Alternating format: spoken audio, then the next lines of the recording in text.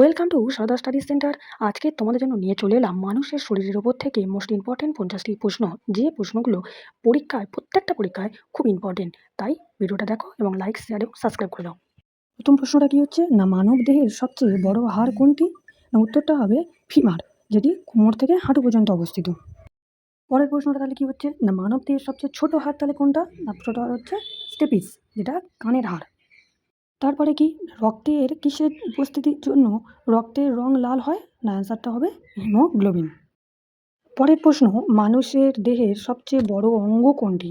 না, অ্যান্সারটা হবে ত্বক। পরের প্রশ্ন কি, না একজন প্রাপ্তবয়স্ক মানুষের দেহের মোট হাড়ের সংখ্যা তাহলে কত? না, অ্যান্সারটা হবে 206টি। পরের প্রশ্ন, মানব দেহে রক্ত শোধিত করে কে? না, উত্তরটা হবে বৃক্ক। পরের প্রশ্ন, কিডনির গঠনমূলক ও কার্যকারী একক কি? না, অ্যান্সারটা হবে নেফ্রন। পরের প্রশ্ন, মানবদেহের মাস্টার গ্ল্যান্ড বা প্রধান গ্রন্থি কাকে বলা হয়?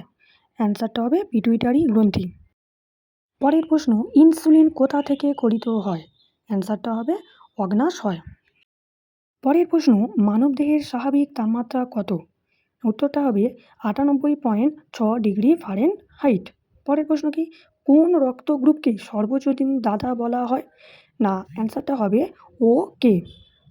ভিডিওটা যদি ভালো লেগে থাকে তাহলে সারদা স্টাডি সেন্টারকে একটা লাইক, শেয়ার এবং সাবস্ক্রাইব করো, আর ভিডিওটা সম্পূর্ণ দেখো। চলো নেক্সট প্রশ্ন, কোন রক্ত গ্রুপকে সর্বজনীন গ্রহীতা বলা হয়? উত্তরটা হবে এবিকে। পরের প্রশ্ন, মানব দেহের দীর্ঘতম কোষ কোনটি? না, উত্তর হবে স্নায়ু কোষ।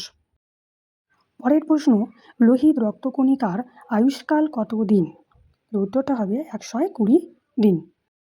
পরের প্রশ্ন, মানব দেহের কোন অঙ্গকে রক্তের ভাণ্ডার বলা হয়? উত্তরটা হবে প্লিহা। পরের প্রশ্ন, পিত্তরস কোথা থেকে উৎপন্ন হয়? উত্তরটা হবে যকৃৎ। পরের প্রশ্ন, পিত্তরস কোথায় জমা থাকে? উত্তরটা হবে পিত্তথলি। পরের প্রশ্ন, কোন হরমোনের অভাবে ডায়াবেটিস রোগ হয়? উত্তর হবে ইনসুলিন। পরের প্রশ্ন, একজন প্রাপ্তবয়স্ক মানুষের হৃদস্পন্দনের স্বাভাবিক হার প্রতি মিনিটে কত? উত্তরটা হবে 72 বার।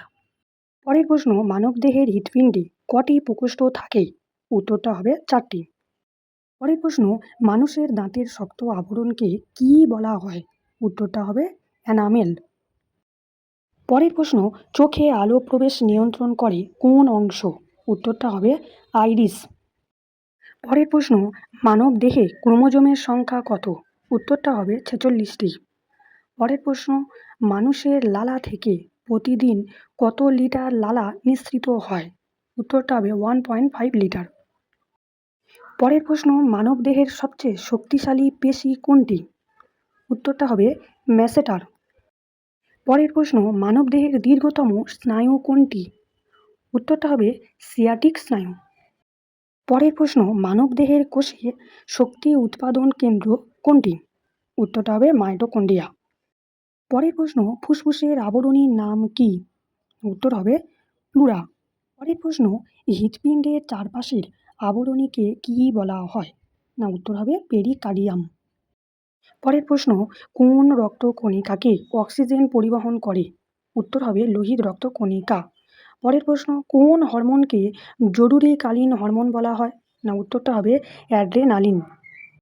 পরের প্রশ্ন, মানব দেহের রক্তের স্বাভাবিক চাপ কত? না, উত্তর হবে 120/80 মিলি ভারত। পরের প্রশ্ন, মস্তিষ্কের ওজন কত? না, প্রায় 1.36 কেজি। পরের প্রশ্ন, কোন ভিটামিন রক্ত জমাট বাঁধতে সাহায্য করে? উত্তর হবে ভিটামিন কে। পরের প্রশ্ন, রক্তে পিএইচ এর মান কত? না, উত্তর হবে 7.4। পরের প্রশ্ন, মানব দেহের মোট পেশির সংখ্যা কত? না, উত্তর হবে 609টি। পরের প্রশ্ন, মানব দেহের হৃৎপিণ্ডের ওজন কত? উত্তর হবে 330 গ্রাম। পরের প্রশ্ন, মানুষের কোন অঙ্গ কখনো বিশ্রাম পায় না? উত্তরটা হবে কিডনি ও হৃৎপিণ্ড। পরের প্রশ্ন, মানবদেহের ক্ষুদ্রতম কোষের নাম কি? উত্তরটা হবে শুক্রাণু। পরের প্রশ্ন, দেহের আরবিসি সংখ্যা কত? উত্তরটা হবে না, পুরুষদের দেহে 5 থেকে 6 কিউবিক মিলিমিটার আর স্ত্রীদের দেহে 4 থেকে 5 কিউবিক মিলিমিটার। পরের প্রশ্ন, মানবদেহের সবথেকে পাতলা ত্বক কোনটি? উত্তরটা হবে চোখের পাতা। পরের প্রশ্ন, সবথেকে বড় অন্তঃক্ষরা গ্রন্থির নাম কি? উত্তরটা হবে থাইরয়েড গ্রন্থি। পরের প্রশ্ন, শ্বেত রক্তকণিকার জীবনচক্র কতদিন?